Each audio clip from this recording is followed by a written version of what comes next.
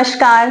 क्या आप लोगों ने सुना है एक ऐसे योग आसन के बारे में जो हमारे शरीर के सभी अंगों में बराबरी का योगदान देता है, जिसको करने से हमारे शरीर में उपस्थित सभी अंगों में कुछ ना कुछ फायदे मिलते ही मिलते हैं।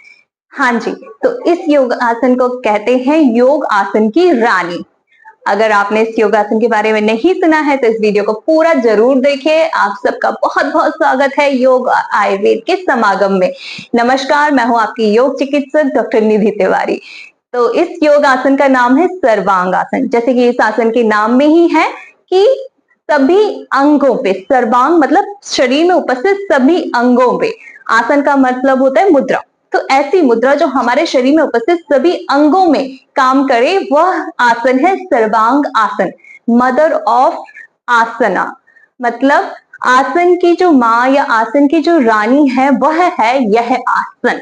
तो इस आसन को कैसे करते हैं, इसके फायदे क्या क्या है, हमारे शरीर में इससे क्या क्या फायदे मिलते हैं, आज मैं आपको सब कुछ बताने वाली हूँ। तो इस वीडियो को आखिरी तक जरूर देखिए। चलिए तो सबसे पहले जानते हैं इसके फायदे। यह आसन शरीर के अंगों की क्रियाशीलता को बढ़ाता है। हमारे हृदय की जो मांसपेशियां होती हैं उसको सक्रिय करता है, एक्टिव करता है, जिससे कि प्योर ब्लड हमारे हृदय तक अच्छे से पहुंच सके।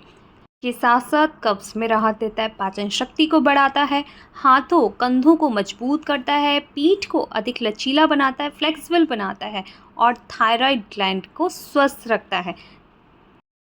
सिर दर्द को कम करता है, बालों का गिरना रोकता है। महिलाओं के लिए तो यह योगासन किसी वरदान से कम नहीं है। महिलाओं में होने वाली तमाम समस्याएं, चाहे वह हार्मोनल इम्बैलेंस हो, पीसीओडी, पीसीओएस या फिर महिलाओं में महामारी के वक्त होने वाली जितनी भी समस्याएं हैं सबको दूर करता है। यूट्रस प्रोलैप्स तक को यह ठीक करने के लिए सक्षम है। इसके बाद हम जानते हैं कि इसको करने की विधि क्या है। इसके लिए आप इस तरह से जमीन पर सीधे लेट जाइए। आपके दोनों पंजे जुड़े होने चाहिए, आपके हाथ आपके कमर के बाजू में, आपका सर सीधा। इसके बाद धीरे धीरे आपको दोनों पैरों को इस तरह से मोड़ना है। अब दोनों हाथों से आपको आपकी कमर को होल्ड करना है और आपका जो पूरा वेट है वह आपके कंधों पर आएगा, ना कि गर्दन पर आएगा। इसका आपको बहुत ध्यान रखना है। आपकी गर्दन पर जोर नहीं आना चाहिए, नहीं तो गर्दन में दर्द होना स्टार्ट हो जाएगा। सारा वेट जो आपका है वो आपके कंधों पर आएगा। देखिए, इसके बाद थोड़ा सा इस तरह से पैरों को मोड़ेंगे और ऊपर की तरफ लेकर जाएंगे और धीरे धीरे आप कमर को हाथ से होल्ड कर लेंगे इस तरह से, जितना हो सके। अराउंड स्टार्टिंग में आपको 15 से 30 सेकेंड इस तरह से होल्ड करना है। गहरी लंबी सांस लेते रहना है, छोड़ते रहना है।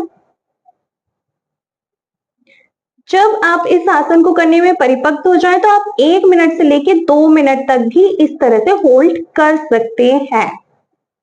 और भी पैर अगर सीधा करना चाहें तो कमर और सीधी करके पैरों को इस तरह से और ऊपर की तरफ, पंजे जो हैं वो आपके ऊपर की तरफ छत को छूने वाली अवस्था में रहेंगे।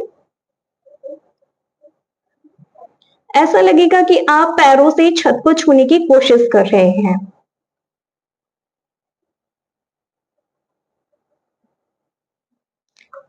धीरे धीरे जब आप वापस आना चाहें तो आपके दोनों घुटनों को इस तरह से फोरहेड पे रख दीजिए। दोनों हाथों से धीरे धीरे कमर को नीचे करते हुए दोनों पैरों को सीधा कर दीजिए और फिर उल्टे हाथ की करवट लेते हुए सीधे सीधे उठकर बैठ जाए।